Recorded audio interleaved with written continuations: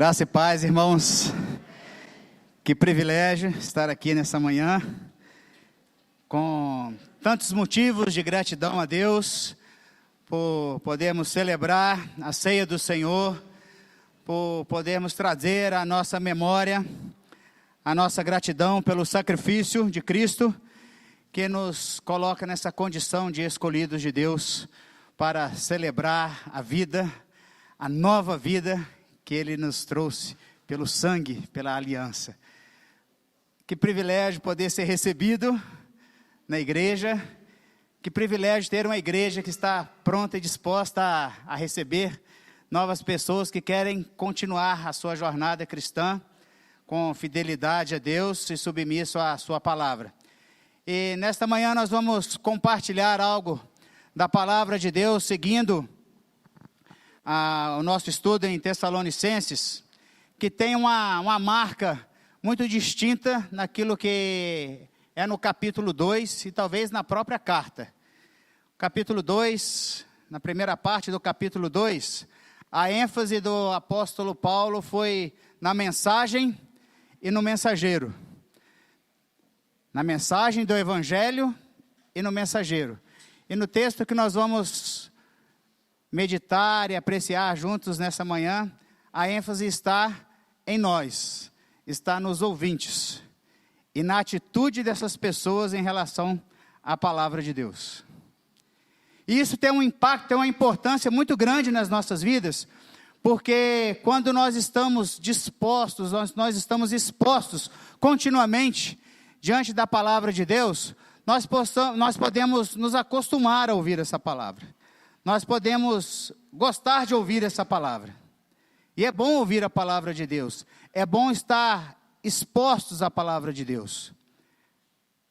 E a gente vem no culto para ouvir, a gente lê a palavra de Deus em casa, a gente assiste aos cultos.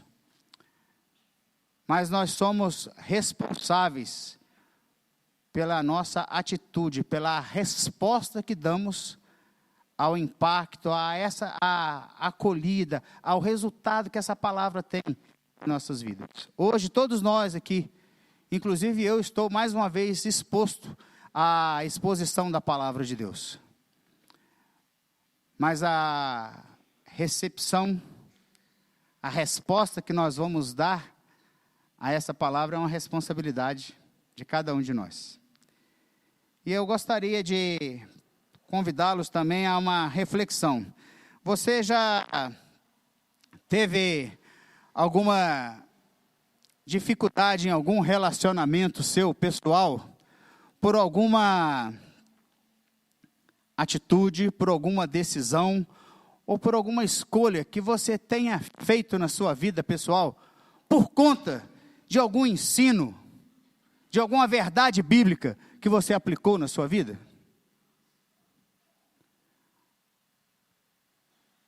Por vezes a gente faz decisões, escolhas no nosso dia a dia, que geram conversas, geram discussões na família. Talvez não aconteça na sua, mas na minha sim. Relacionamento conjugal, amizades. Mas a minha pergunta é, você tomou uma decisão, você fez uma escolha na sua carreira, nos seus estudos, em relação a uma amizade, por conta de um princípio bíblico, por conta de uma verdade bíblica. E isso levou você a mudar a sua forma de realizar negócios. E isso levou a sua forma de tomar decisões com relação ao seu filho, aos seus filhos, à escola dos seus filhos, ou a sua amizade na escola. A sua forma de se portar com relação a algumas pessoas no seu trabalho. Alguns anos atrás, eu enfrentei uma situação muito delicada dentro da minha família. Um familiar, crente em Cristo, próximo, que me chegou com um convite. E que talvez as cadeiras vão começar a tremer agora. Certo? Porque o convite desse familiar, ou dessa familiar, era que eu pudesse celebrar o seu casamento. Mas ela já chegou com o pedido e com a resposta. Mas eu acho que você não vai fazer. Mas por que você está me convidando se você já sabe que eu não vou fazer? E porque ela estava entrando num casamento em julgo desigual.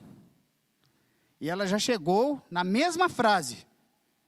Ela fez o convite e ela já me disse, mas eu acho que você não vai fazer.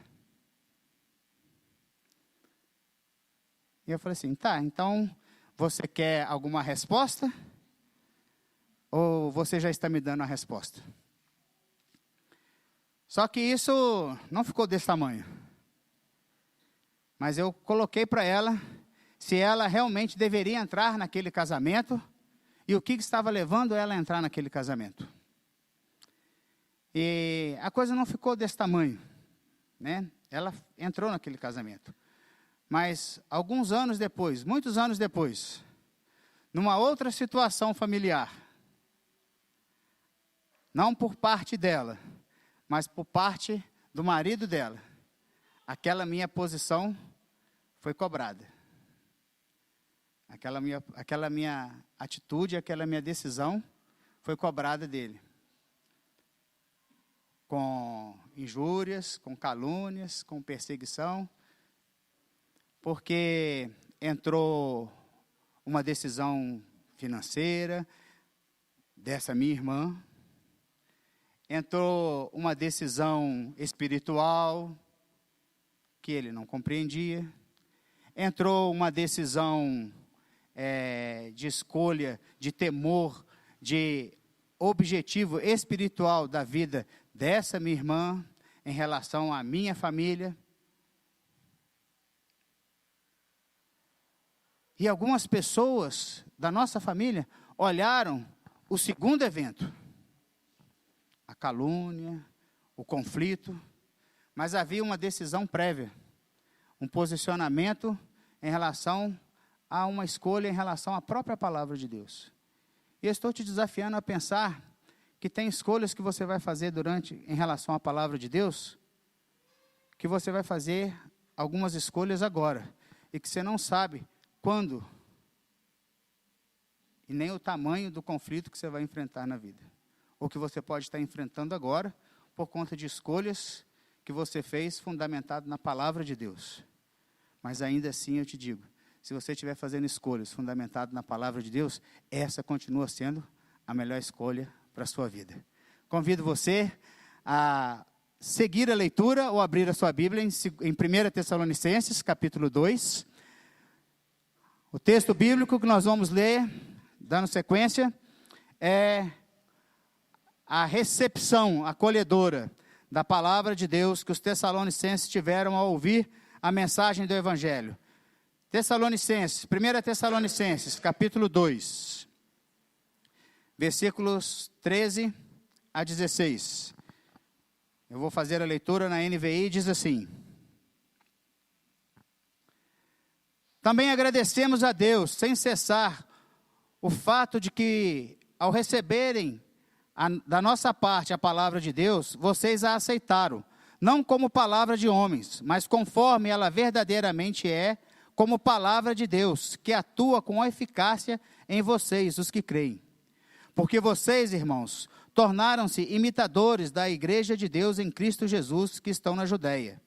Vocês sofreram da parte dos seus próprios conterrâneos as mesmas coisas que aquelas igrejas sofreram da parte dos judeus, que mataram o Senhor Jesus e os profetas, e também nos perseguiram.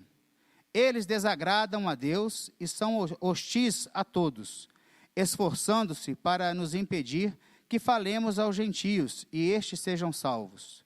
Dessa forma, continuam acumulando seus pecados. Sobre eles, finalmente veio a ira. Olha, como eu disse inicialmente, esse texto, Paulo está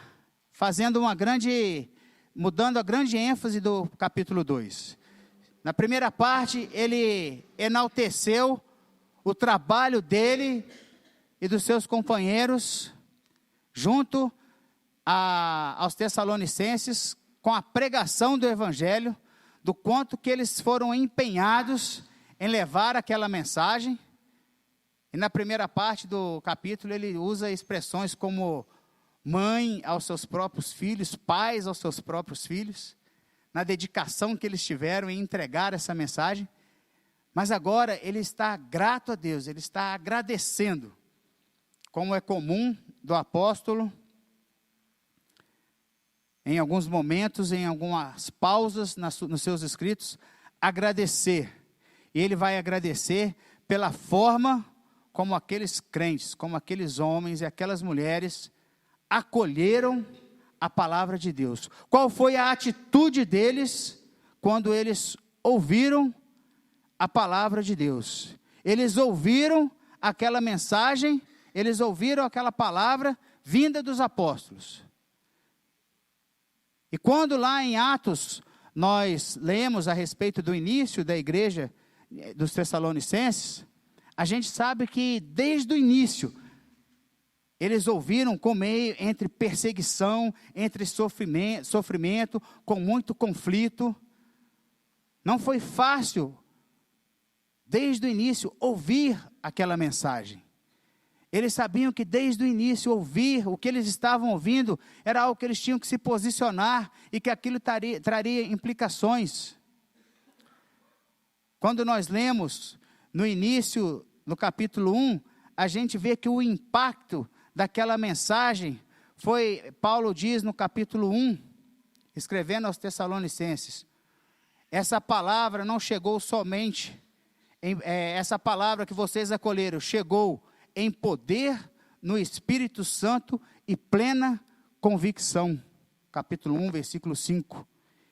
Por isso essa palavra teve um impacto na vida deles. Então o apóstolo está dando graças pelo acolhimento daquela mensagem. Eles acolheram aquela mensagem como palavra de Deus, porque ela realmente é palavra de Deus. E essa palavra então está atuando poderosamente na vida deles. Atua na vida daqueles que creem, aqueles que creem experimentam um poder transformador, um poder ativo e vivo na vida deles. E em seguida Paulo diz, no segundo bloco, que eles se tornaram imitadores. Imitadores aqui não necessariamente que eles tinham aqueles como modelos para ele, porque eles estavam seguindo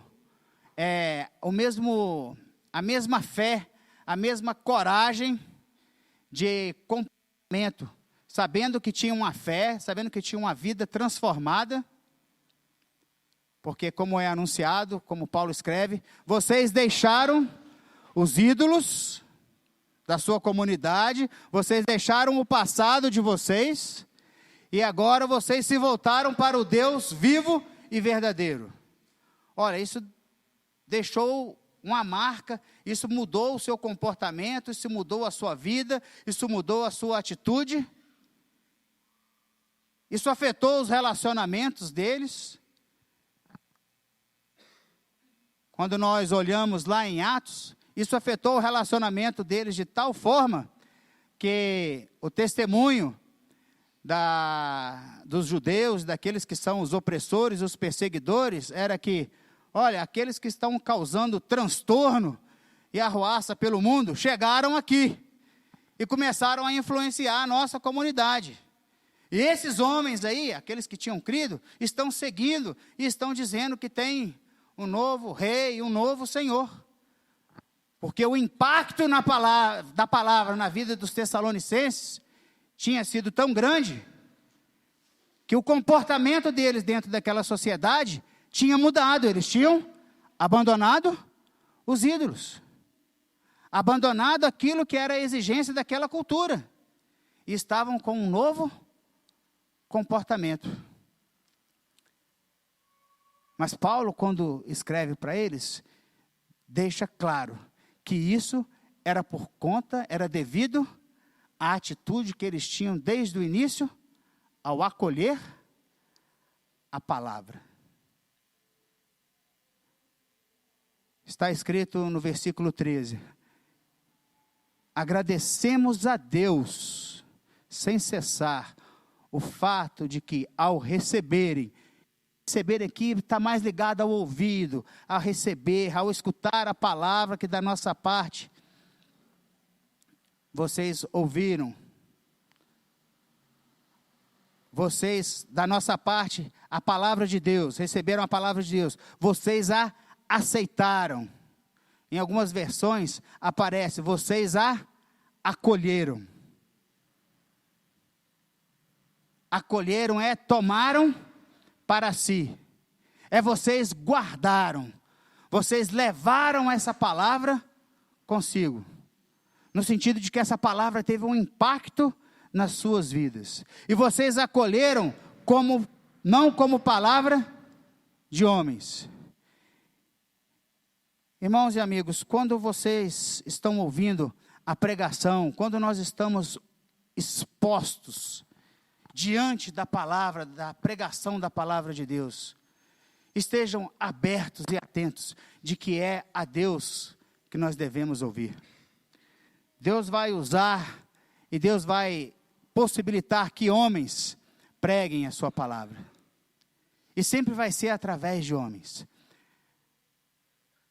Anjos anseiam por isso, mas Deus tem usado homens ao longo da história para pregar para mim, para você, para todos que estão aqui, para esses novos membros que foram recebidos hoje, para aqueles que vão ser batizados na próxima semana, e para aqueles, como o pastor falou aqui hoje, para aqueles que estão do outro lado da rua, precisando de ouvir o Evangelho, e para aqueles que estão do outro lado do mundo. Deus vai usar homens e mulheres para ouvir a palavra do Evangelho. Precisa de pessoas para ir lá falar. Mas também a atitude, o acolhimento dessa mensagem é transformador. Os Tessalonicenses creram. E Paulo diz, e essa palavra vai atuando eficazmente, poderosamente em suas vidas.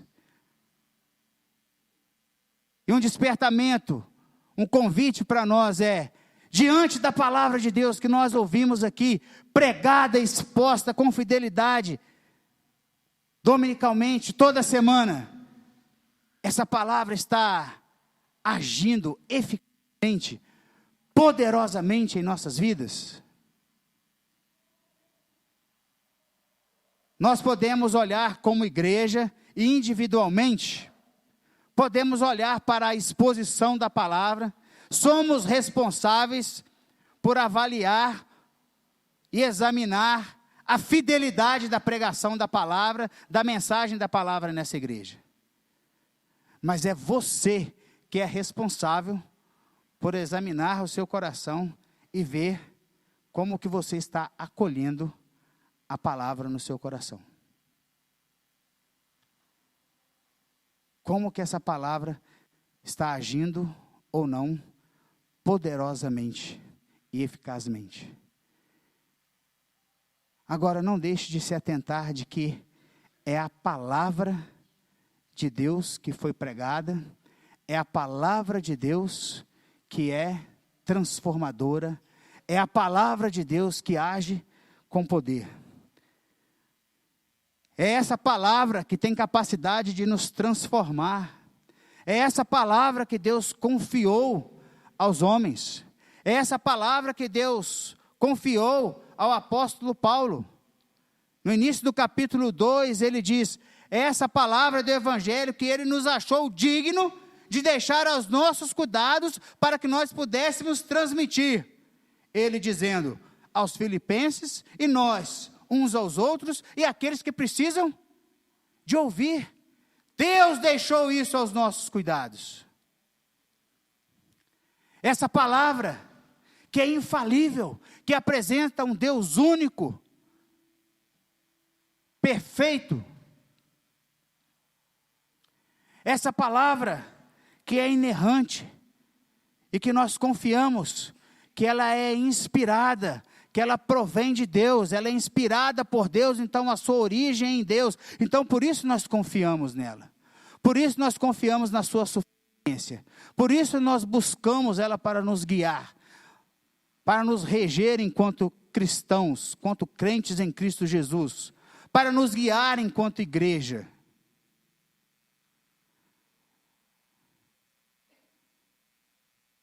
Nós confiamos que essa palavra vem de Deus, e por isso, nós entendemos que ela alimenta a nossa fé.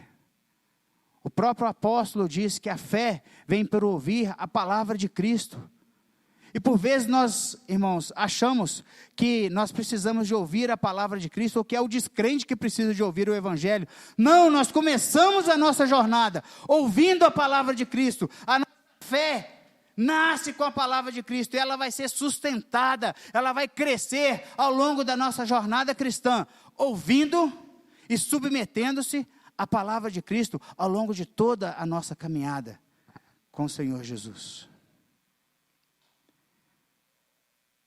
E o apóstolo Paulo está dizendo, vocês têm palavra na vida, e isso de alguma forma está fazendo vocês experimentar o poder de Deus na vida de vocês. Mas ele faz quase que um comentário sutil. Vocês os que creem. Nós os que cremos, temos que experimentar o poder eficaz e poderoso dessa palavra em nossa vida. Não é vencer o pecado por conta própria, de que eu consigo, de que eu vou dar conta. Não, eu e você não vamos dar conta de viver a excelência e a grandeza da vida cristã por conta própria.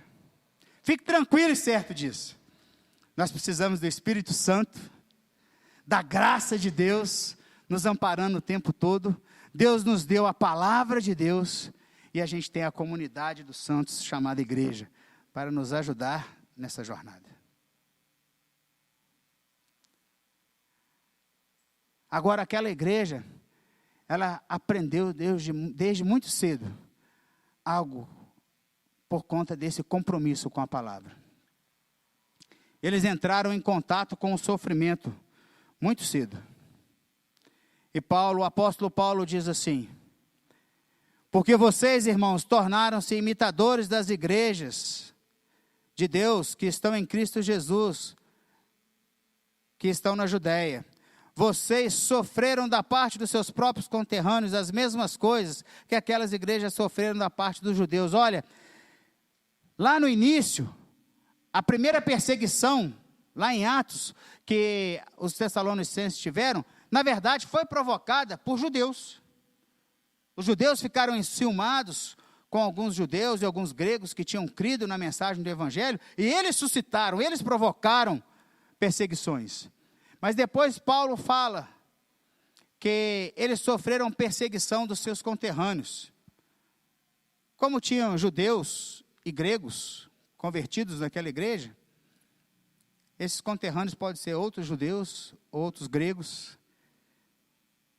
Mas a ideia de conterrâneos aqui é que vão ter pessoas próximas da gente, talvez da nossa nacionalidade, ou da nossa comunidade, ou do nosso bairro, ou do nosso trabalho. Traga isso um pouco mais para próximo da gente. Não pessoas da nossa fé, mas pessoas conhecidas, que vão se opor a gente de alguma forma, por conta da nossa fé.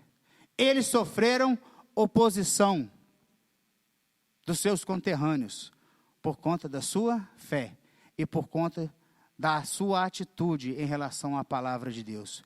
E isso foi desde o início da sua fé, logo no início, logo nos primeiros passos, porque isso é comum, porque isso não é estranho a quem crê em Cristo e a quem segue o Senhor Jesus Cristo. Isso é comum às igrejas, não às igrejas que estão apenas entre os povos muçulmanos, a igreja perseguida. Isso é comum à igreja de Jesus Cristo na face da terra. E nós precisamos de nos atentar sobre o nosso compromisso com a palavra e olhar ao redor para enxergar o que é o nosso sofrimento por causa da nossa fé e do nosso compromisso com o Evangelho. Porque de alguma forma está também registrado, numa das cartas de Paulo a Timóteo, dizendo que quem quer viver a vida piedosamente, ou seja, comprometido com a verdade do Evangelho, vai sofrer perseguição. Vai sofrer as dores de identificar-se com Cristo Jesus.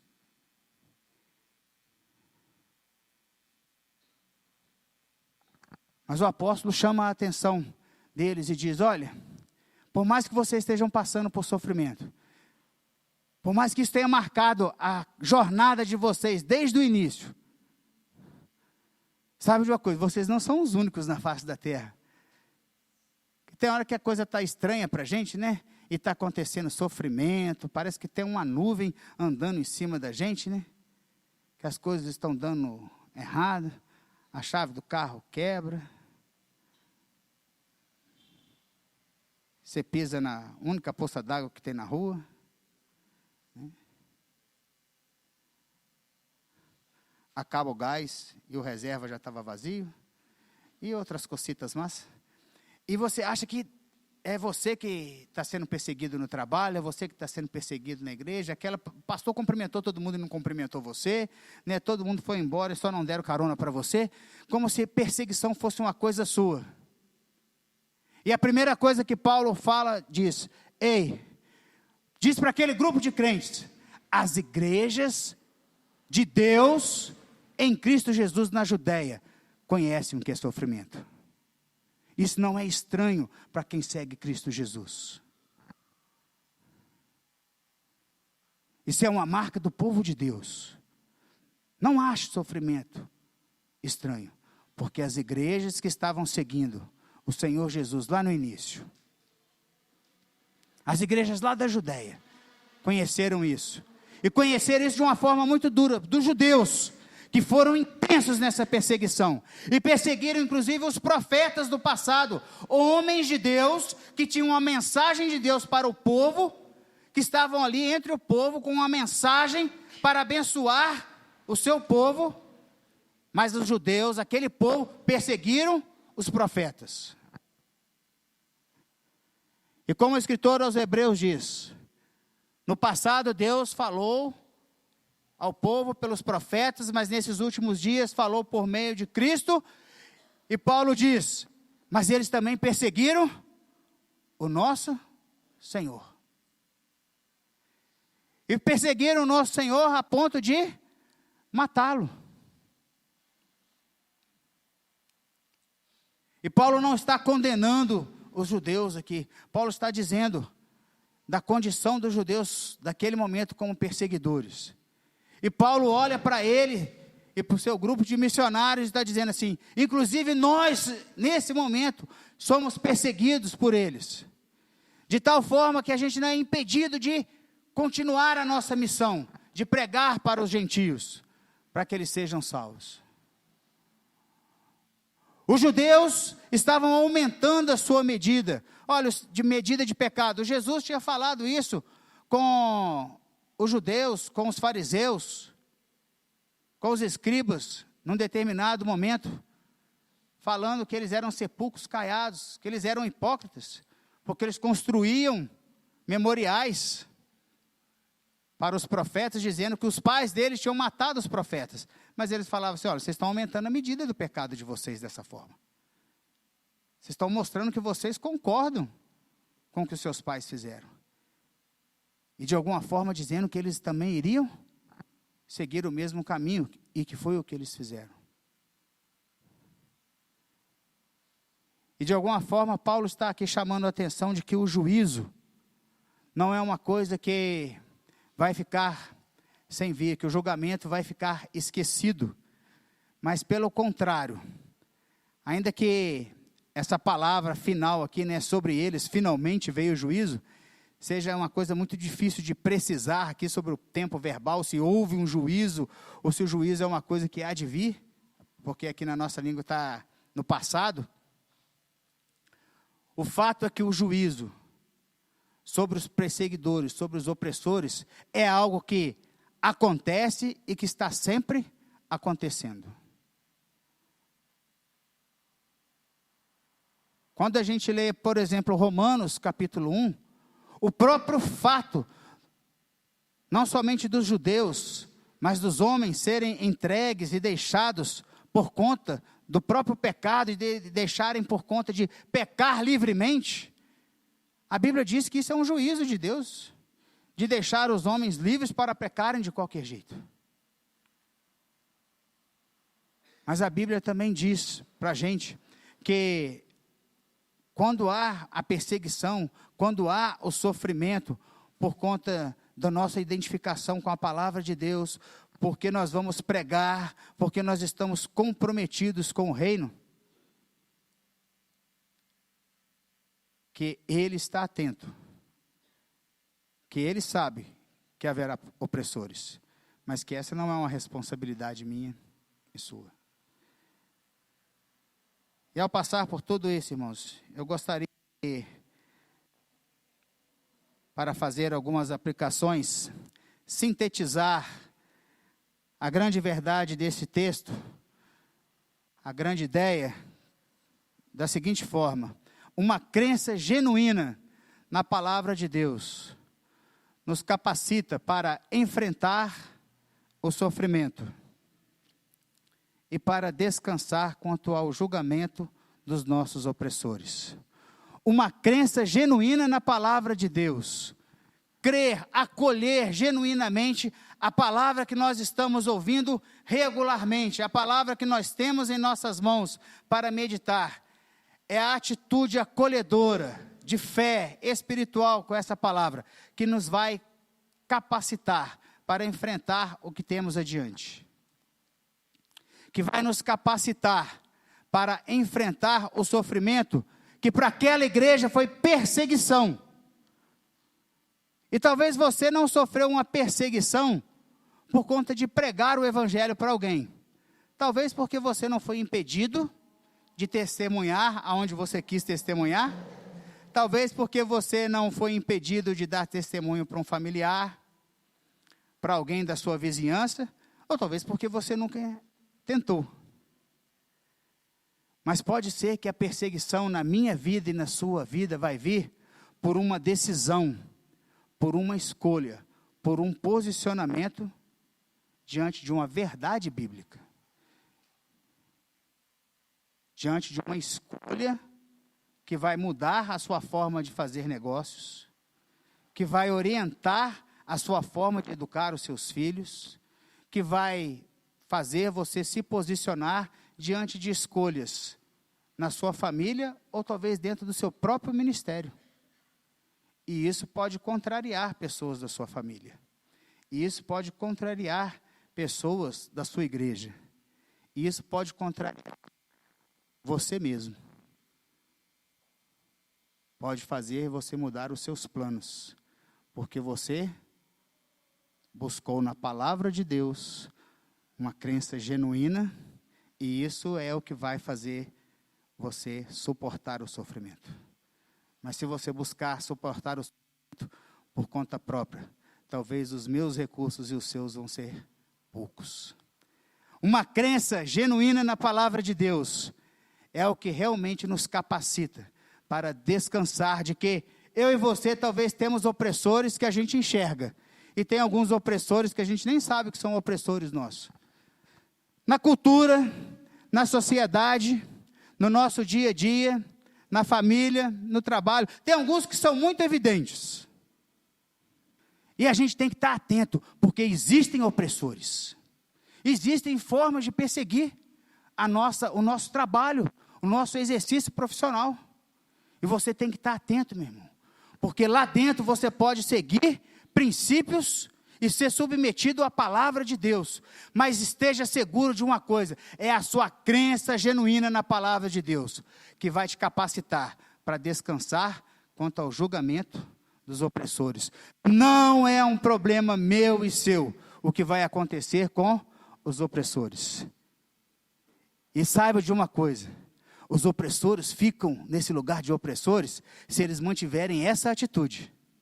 Porque como nós cantamos hoje, há poder, há perdão e graça para eles também.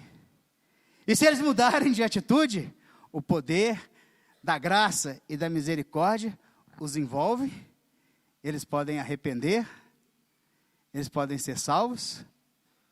E como foi a história do apóstolo Paulo, que era perseguidor, ele pode ser acolhido a essa comunidade um dia.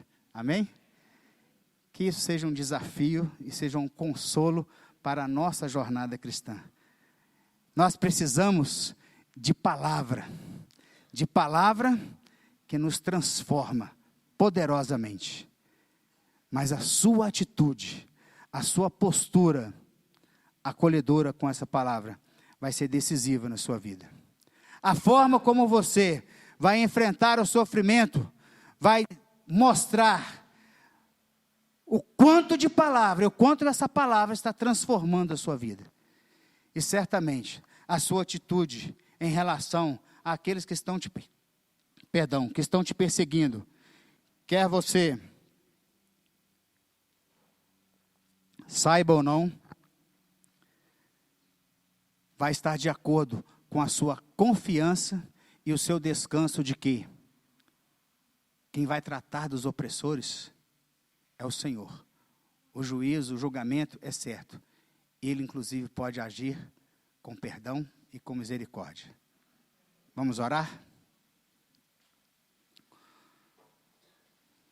Curve sua cabeça, feche os seus olhos.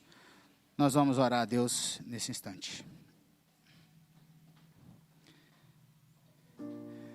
Pai amado, bendizemos o Teu nome e Te agradecemos pela bênção que é ter a Tua palavra em nossas mãos, ó Deus. Obrigado porque o Senhor deixou a Tua palavra para que nós a ouvíssemos e a verdade do Evangelho chegasse às nossas mentes e aos nossos corações, para nos conduzir à fé ao nosso Senhor e Salvador Jesus Cristo. Obrigado, Deus, porque é essa palavra que nos sustenta aqui neste mundo. É essa palavra que nos conduziu a Ti. É essa palavra que nos vai conduzir na nossa jornada de fé aqui. E pedimos, ó Deus, a Tua misericórdia, que o Senhor ajude a mim e ajude aos meus irmãos, a que nós sejamos, ó Deus, acolhedores, cada vez que estivermos diante da Tua palavra, cada vez que a ouvirmos, cada vez que a lermos, para que nós possamos, ó Deus, crescer em fé, abrir a nossa mente e o nosso coração, para sermos moldados no caráter de Cristo Jesus, para crescermos, para vermos o poder e a ação eficaz e poderosa dessa palavra em nossas vidas. E é assim que o Senhor nos capacite, que o Senhor nos ajude a enfrentar o sofrimento, a perseguição, a adversidade, na dependência do Senhor e dos recursos que a Tua palavra nos traz. Ajude-nos, ó Deus, a olhar para os exemplos das igrejas que enfrentaram o sofrimento, das igrejas hoje que estão enfrentando o sofrimento, dos crentes que estão ao nosso redor e que estão enfrentando o sofrimento com fé genuína e com submissão à Tua palavra. Ajude-nos, ó Deus, a manter os nossos olhos fixos no autor e consumador da nossa fé, lembrando que Ele um dia virou para os seus discípulos e disse: o mundo não vai nos amar, não vai lhes amar, porque Ele me odiou, e Ele também vai os odiar, mas eu os tirei do mundo, eu os escolhi para que sejam meus. Ajude, ó Deus, a gente a manter essa viva esperança em nossos corações, de que nós somos do Senhor, que nós temos um Senhor que está adiante de nós, na presença do Pai. Abençoa-nos o nosso dia, é a nossa oração em nome de Cristo Jesus, amém.